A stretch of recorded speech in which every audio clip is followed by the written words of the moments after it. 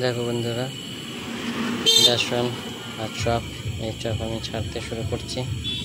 তোমরা দেখো,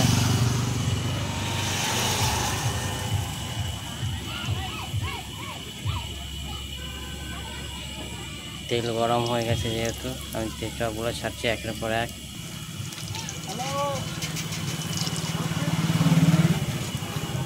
এবার আমি পাল্টি দেব।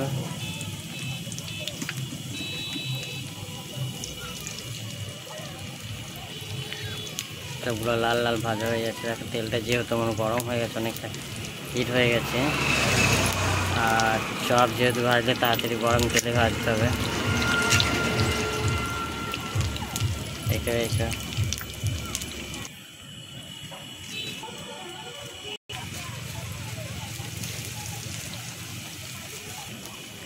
এই দেখো লাল লাল ভাজা হয়ে যাচ্ছে।